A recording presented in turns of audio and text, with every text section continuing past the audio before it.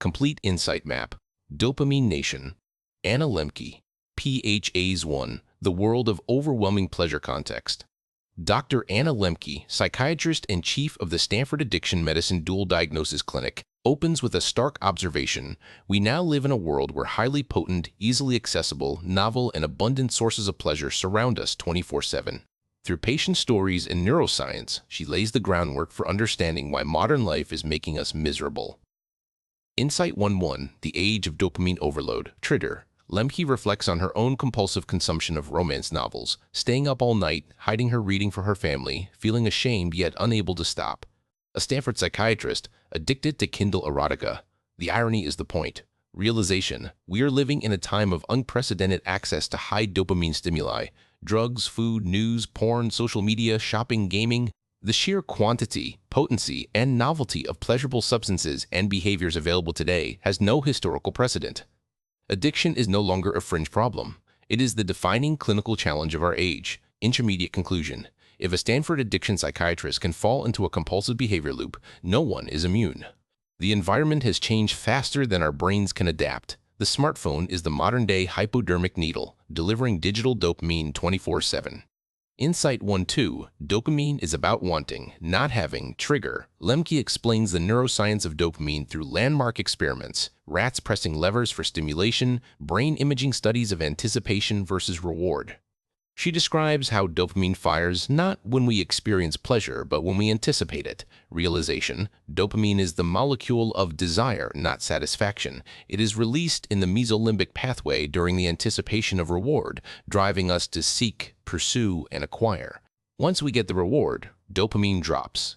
This is why the pursuit often feels better than the attainment, and why one more never satisfies. Intermediate conclusion. Understanding that dopamine drives wanting rather than liking explains why more consumption doesn't lead to more happiness. It leads to more wanting. Dopamine is not about the pleasure of consumption. It is about the anticipation of reward and the motivation to get it. Insight 1.3, The Pleasure-Pain Balance, Trigger.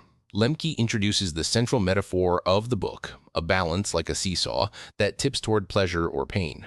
She draws on the opponent process theory of emotion developed by Richard Solomon, combined with modern neuroscience of homeostasis. Realization, pleasure, and pain are co-located in the brain. They are processed in the same neural circuits. When the balance tips toward pleasure, the brain's self-regulating mechanisms kick in to restore equilibrium by tipping the balance an equal and opposite amount toward pain. This is the neurological basis of tolerance, withdrawal, and the calm down. After any high, intermediate conclusion, every pleasure has a price. The brain automatically compensates for pleasure by generating pain. Understanding this seesaw is the key to understanding addiction, hedonic adaptation, and why the pursuit of constant pleasure ultimately produces suffering. Pleasure and pain work like opposite sides of a balance. As soon as the balance tips one way, our brains try to restore it by tipping it the other. PHA's 2, How the Balance Gets Broken Context. Through powerful clinical stories, patients addicted to video games, opioids, alcohol, sex, and smartphones, Lembke shows how repeated exposure to high dopamine stimuli progressively tilts the balance toward the pain side, creating a state of dopamine deficit. Insight 2.1, The Gremlins on the Pain Side, Trigger. Lembke uses the vivid metaphor of gremlins that hop onto the pain side of the balance. With each pleasurable hit, a few gremlins appear. Initially, they jump off quickly, the brief come down. But with repeated, prolonged exposure, more gremlins pile on and stay longer. Eventually, they camp out permanently.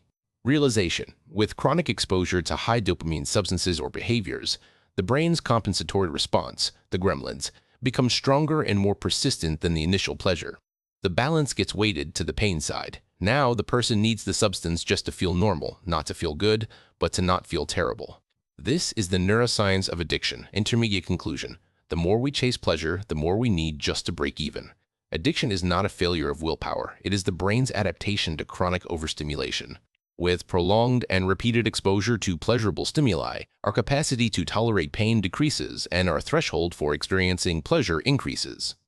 Insight 2.2, The Paradox of a Pain Deficit World, Trigger. Lembke observes a paradox. Rates of depression, anxiety, and suicide have been rising sharply in wealthy nations, precisely the societies with the most access to comfort, pleasure, and convenience. The data contradicts the intuition that more pleasure should mean more happiness. Realization. By engineering a world that minimizes pain and maximizes pleasure, we have inadvertently tipped the collective pleasure-pain balance toward a chronic dopamine deficit state. We are not suffering despite our abundance, we are suffering because of it. The relentless elimination of discomfort has made us less resilient and more miserable. Intermediate conclusion: comfort and convenience, taken to extremes, are themselves pathological. A life without voluntary discomfort produces fragility and chronic dissatisfaction. The reason we're all so miserable may be because we're working so hard to avoid being miserable. Insight 2.3: every drug has a story, and every story hides a drug. Trigger: through detailed patient cases. Jacob addicted to video games, Chris addicted to masturbation and porn, a patient addicted to water, yes, water. Lembke shows that virtually anything that releases dopamine can become addictive. Realization: the drug is not always a substance. Any behavior that triggers the dopamine reward pathway, gaming, social media, gambling, shopping, food, romance novels, can follow the exact same addiction trajectory as heroin or alcohol. The mechanism is identical: repeated stimulation, night tolerance, night tolerance, night tolerance, night tolerance, night escalation. Intermediate conclusion: the question is not what is addictive, but rather, what high dopamine behavior am I compulsively engaging in despite harm? Behavioral addictions are as neurologically real as substance addictions. Almost any pleasurable substance or behavior can become addictive. Perstat, K0cc, resetting the balance. Dopamine fasting context: having established the problem, Lembke pivots to solutions. The first and most radical intervention she prescribes: a period of complete abstinence from the addictive substance or behavior, what she calls a dopamine fast. Insight 3.1: the 30-day abstinence protocol. Trigger: Lembke describes how she prescribes a 30-day period of complete abstinence to her patients. No negotiation, no moderation, no tapering off. She observes that the first 2 weeks are usually miserable. The gremlins are still camped on the pain side, but around weeks 3-4, something remarkable happens. The balance resets. Realization: the brain needs approximately 4 weeks of abstinence from a high dopamine stimulus to restore baseline dopamine function. During this period, the gremlins gradually hop off the pain side of the balance. The person begins to experience pleasure from simpler, lower dopamine activities again: a walk, a conversation, a meal. Homeostasis returns. Intermediate conclusion: you cannot think your way out of a dopamine deficit. You have to stop the behavior and wait for the brain to heal. The 30-day fast is not punishment, it is neurological rehabilitation. The first step to restoring homeostasis is to stop tipping the balance. The brain will do the rest if we give it time. Insight 3.2: the diagnostic value of abstinence. Trigger: Lembke explains that the 30-day fast is not only therapeutic but diagnostic. When patients come to her complaining of depression, anxiety, insomnia, or chronic pain, she first asks them to abstain from their drug of choice for a month before prescribing any psychiatric medication. Realization: many psychiatric symptoms, depression, anxiety, insomnia, irritability, inability to concentrate, are actually symptoms of a dopamine deficit caused by chronic overconsumption, not independent psychiatric conditions. Only after a 30-day reset can you see which symptoms remain and which were caused by the addictive behavior itself. Intermediate conclusion: before treating symptoms with medication, eliminate the possibility that chronic overconsumption is the root cause. The dopamine fast is the most powerful diagnostic tool in modern psychiatry. It's impossible to know what's the chicken and what's the egg until the patient has abstained long enough for the brain to reset. Insight 3.3: withdrawal is information, not failure. Trigger: patients who attempt the 30-day fast report severe discomfort in the first 1-2 weeks, restlessness, anxiety, insomnia, irritability, intense cravings. Many assume this means they need the substance and want to give up. Realization: the intensity of withdrawal symptoms is directly proportional to the degree of neuroadaptation. In other words, the worse the withdrawal, the more the brain was relying on the substance to maintain baseline function. Withdrawal is proof that the brain needs resetting, not proof that abstinence is wrong. Intermediate conclusion: discomfort during the first weeks of a dopamine fast is a signal that you're on the right track, not a signal to stop. Reframe withdrawal as the gremlins hopping off the balance. PHAs 4: self-binding. Creating barriers between ourselves and our drugs. Context: Lembke draws on the ancient story of Odysseus binding himself to the mast to resist the sirens' song. She argues that in a world of limitless temptation, willpower alone is not enough. We need external constraints. Insight 4.1: the Odysseus strategy, self-binding works. Trigger: Lembke describes how her patients who successfully manage their addictions almost always employ some form of self-binding. deliberately creating barriers between themselves and their drug of choice before the moment of temptation arrives. Realization: willpower is a limited resource that degrades under stress, fatigue, and hunger. Relying on willpower alone to resist high dopamine stimuli in a world designed to exploit our reward pathways is a losing strategy. Self-binding, making the choice in advance when we are rational to limit our future options, is far more effective. Intermediate conclusion: design your environment for success before temptation strikes. The best decision is the one you make when you're not craving. Self-binding is the way we deliberately and voluntarily create barriers between ourselves and our drug of choice in order to mitigate compulsive overconsumption. Insight 4.2. 3 categories of self-binding. Trigger. Through dozens of patient stories, Lembke categorizes self-binding strategies into 3 types that address different dimensions of temptation. Realization. The 3 categories are physical self-binding, space, changing the physical environment, removing the substance from the house, deleting apps, using website blockers, moving to a different room when triggered, putting the phone in another room at night, chronological self-binding, time, setting time limits and schedules. I only use social media between 6-7 p.m., using timers, designating tech-free days, scheduling dopamine, releasing activities rather than doing them impulsively. Categorical self-binding, meaning creating rules and identity-based commitments. I don't drink. I'm someone who exercises in the morning, joining a group with shared values, religious or cultural prohibitions that provide a framework of restraint. Intermediate conclusion: the most robust approach combines all 3: change the space, set time boundaries, and build an identity around the restraint. Each layer adds friction between you and the compulsive behavior. Insight 4.3. Binding is freedom, not restriction. Trigger.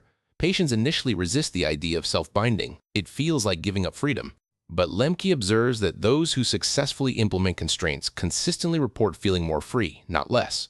Realization: true freedom is not the absence of all constraints. It is the ability to choose what you value.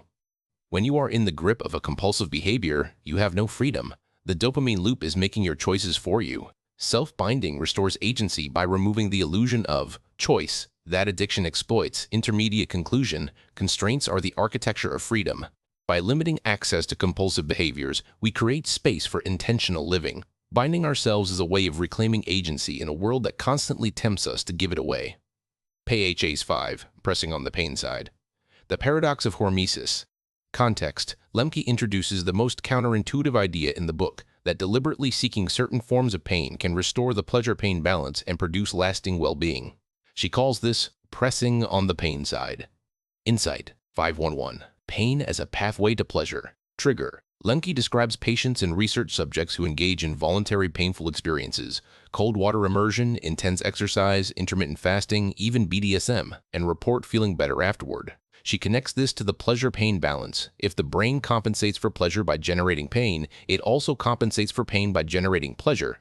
Realization: when we deliberately expose ourselves to pain within safe limits, the brain's homeostatic mechanisms kick in to restore balance by flooding the system with dopamine and endorphins. The afterglow, or runner's high, is the brain's response to the stress. Unlike pleasure-first experiences, which leave a deficit, pain-first experiences leave a surplus. The pleasure lasts longer than the pain. Intermediate conclusion: the path to sustainable well-being may run through voluntary discomfort. Seeking short-term pain, exercise, cold showers, fasting, difficult work, produces long-term pleasure, while seeking short-term pleasure, drugs, social media, junk food, produces long-term pain. By pressing on the pain side of the balance, we can tip our own balance back toward pleasure. Insight 5.2. Hormesis. What doesn't kill you makes you stronger. Neurologically, trigger, Lembke connects the pleasure-pain observation to the broader biological concept of hormesis, to the phenomenon where low doses of a harmful agent, toxin, stress, deprivation, stimulate beneficial adaptive responses. Realization: exercise causes microtears in muscles, which triggers growth. Fasting activates autophagy, cellular cleanup. Cold exposure upregulates brown fat and norepinephrine. In each case, a controlled stressor produces a compensatory response that leaves the organism stronger than before. This is not metaphor, it is measurable biology. The same principle applies to the dopamine system. Controlled discomfort strengthens our capacity for pleasure. Intermediate conclusion: we need a minimum effective dose of pain in our lives to maintain neurological and psychological health. A life engineered for zero discomfort is a life engineered for fragility. Exposure to pain in controlled doses is a necessary part of maintaining optimal health. Insight 5.3. The cold water protocol. A practical application. Trigger. Lembke describes patients using cold water immersion, ice baths, cold showers as a practical tool for resetting their pleasure-pain balance. Research shows cold exposure increases dopamine levels by 250% for several hours, without the subsequent crash associated with drug-induced dopamine spikes. Realization: cold water immersion is a near-perfect example of the pain-first principle. The experience itself is deeply unpleasant, pain input, but the brain's compensatory response, dopamine and norepinephrine release, is prolonged, gradual, and does not produce the sharp pleasure-then-deficit pattern of drugs. This is sustainable dopamine, the kind that leaves you feeling alert, calm, and present for hours. Intermediate conclusion: cold exposure, intense exercise, and other voluntary discomforts are not merely health fads. They are neurologically validated tools for restoring the pleasure-pain balance. They are the opposite of drugs: pain first, pleasure after. PHA 6. Radical honesty. Truth as medicine context. Lembke argues that one of the most powerful and underused tools for breaking addictive cycles is radical honesty, telling the truth to ourselves and others about our consumption and its consequences. Insight 611. Lying is the oxygen of addiction. Trigger. Lembke observes that every one of her addicted patients shares one behavior in common: systematic lying. Lying about how much they consume, minimizing consequences, hiding the behavior from loved ones, and above all, lying to themselves. Realization: deception is not merely a symptom of addiction, it is a structural requirement. The addictive loop requires self-deception to persist. I can stop any time. It's not that bad. I deserve this. Each lie removes a barrier between the person and the next hit. Conversely, radical honesty, admitting the full extent of the behavior and its consequences, creates a form of cognitive friction that disrupts the loop. Intermediate conclusion. If you want to know if a behavior has become addictive, ask, am I lying about it? The presence of deception is the most reliable diagnostic marker. Lying is the lubricant that keeps the addiction machine running smoothly. Insight 6.2. Radical honesty is self-binding. Trigger. Lembke describes patients who committed to radical honesty, telling their partners, friends, therapists, or groups the unvarnished truth about their behavior. The results were often dramatic and rapid. Realization: radical honesty functions as a form of self-binding because it introduces accountability. When you tell someone the truth about your behavior, you have created a witness. Now, relapsing requires not just an internal lie, but a lie to another person's face. Each act of truth-telling raises the social cost of relapse and lowers the cognitive cost of abstinence. Intermediate conclusion: tell someone the exact truth about the behavior you're trying to change.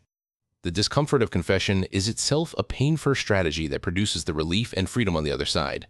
Insight 6.3. Radical honesty promotes intimacy. Trigger. Paradoxically, patients who feared that honesty would destroy their relationships found the opposite. Vulnerability created deeper intimacy, trust, and connection. Realization: addiction isolates. Lies create walls between people. Radical honesty, while painful, tears down those walls. The irony is that the thing addicts fear most, being truly seen, is the thing that heals them. Human connection, itself a source of healthy dopamine, is both the antidote to addiction and its casualty. Intermediate conclusion: honesty is not just about stopping a bad behavior. It is about rebuilding the human connections that make a dopamine-balanced life worth living. Telling the truth draws people in, while telling lies pushes them away.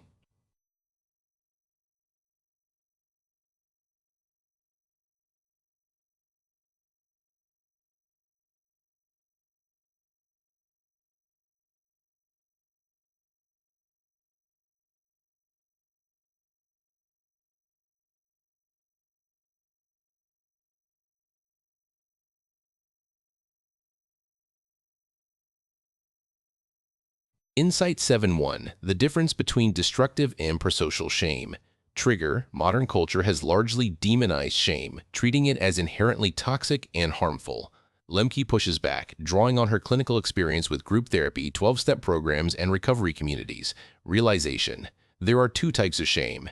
Destructive shame says, I am bad. It is global, identity-based, isolating, and leads to more consumption. Prosocial shame says, I did something bad. It is specific, behavior-based, communal, and motivates change. The difference is context. Destructive shame occurs in isolation. Prosocial shame occurs within a supportive community that holds the person accountable while affirming their worth. Intermediate conclusion: we need to distinguish between shaming someone destructive and holding someone accountable within a caring community, prosocial. Recovery programs that work, WA, group therapy, religious communities, all leverage prosocial shame. Pro-social Sheng says, we see what you did, we hold you accountable, and we still welcome you. Insight 7.2. Accountability structures replace willpower. Trigger. Lembke observes that patients in recovery groups who have sponsors, check-ins, and regular attendance requirements consistently outperform those trying to recover alone, even when the loners have stronger willpower. Realization, external accountability structures, sponsors, group meetings, regular check-ins, shared rules function as a distributed willpower system. When your own willpower fails, and it will, the group's expectations, norms, and support carry you through. This is not weakness, it is intelligent system design. Intermediate conclusion. Do not try to change alone. Find or build an accountability structure, a group, a partner, a coach, a community that provides pro-social pressure and support. Insight 7.3. The modern crisis of unaccountability. Trigger. Lembke connects the rise of addiction to the decline of traditional accountability structures, religious communities, extended families, civic organizations, local groups. As these structures eroded, they were replaced by nothing. Realization, modern individualism has given us freedom but removed the guardrails. Without pro-social accountability, we are left alone with our impulses in a world designed to exploit them. The loneliness epidemic and the addiction epidemic are two symptoms of the same disease, the loss of communal structures that once provided both connection and constraint. Intermediate conclusion. Rebuilding accountability structures, whether through recovery groups, faith communities, co-living, or intentional social commitments, is not optional nostalgia. It is a neurological necessity. We've lost the village, and we're trying to heal alone. Level 2 operational cyst. Le2 operational points twinsters sevel. Point 21 cyst. The bull operational principles 3.1s. The hormary interventions level 3.1s. The point 1s 3 managements 3.1s. The point 1s 3.1s 23.3 infrastructure practical environment designs progress for 5.1s tracobs with 5.1s 25.1s. The hormesis strategy con 25 7.325 coins 3 cephas of our prife. Point 6.1s is 7.325 6.6 farces 25 far and 6.6. He returned to gaming in moderation with strict time-based self-binding. Chris, pornography addiction, abstinence plus radical honesty with his partner rebuilt trust and restored sexual function. Symptoms of depression remitted. Patients with chronic pain. Several opioid-dependent patients experience significant pain reduction after completing the abstinence protocol as their dopamine systems recalibrated. Lembke herself, after recognizing her compulsive romance novel consumption, she applied the same principles, abstinence, self-binding, deleting the Kindle app, honesty with her family, and experienced a return to baseline well-being. Cold water immersion patients reported sustained improvements in mood, energy, and focus without the crash and crave cycle of stimulant-based dopamine hits. Key lessons for application. 1. Audit your dopamine diet. Identify the high dopamine behaviors you engage in compulsively. Social media, food, porn, shopping, news. The ones you hide or lie about are the biggest red flags. 2. Try a 30-day dopamine fast. Pick your primary drug of choice and completely abstain for 30 days. The first 2 weeks will be hard. By week 4, your baseline will begin to reset. 3. Use the fast as a diagnostic tool. After 30 days without the behavior, honestly assess, did your anxiety, depression, insomnia, or irritability improve? If yes, the behavior was the cause, not the cure. 4. Design your environment with self-binding. Use all 3 categories: physical, remove access; chronological, set time limits; and categorical, build identity around restraint.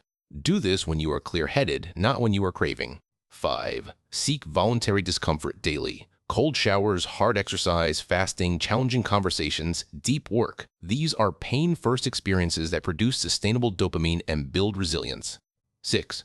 Reframe withdrawal and discomfort as positive signals. The gremlins are hopping off the balance. The worse you feel in week 1, the more you needed the reset. 7. Practice radical honesty. Tell one person the full truth about a behavior you've been hiding. The discomfort of confession is itself therapeutic, and it creates accountability. 8. Build accountability structures. Don't try to change alone. Find a group, a partner, a sponsor, or a community that provides pro-social support and pressure. 9. Understand that constraints create freedom. Every boundary you set is a vote for your future self. Limiting access to compulsive behaviors restores the ability to choose intentionally. 10. Accept the paradox. The path to lasting pleasure runs through voluntary pain. The path to lasting pain runs through compulsive pleasure. Choose your direction. 11. Before medicating, investigate. If you're experiencing depression, anxiety, or chronic dissatisfaction, first rule out dopamine deficit from overconsumption before reaching for pharmaceutical solutions. 12. Remember, you are not your brain's cravings. Dopamine creates the illusion of need. The craving is real, the need is not. The balance will restore itself if you let it.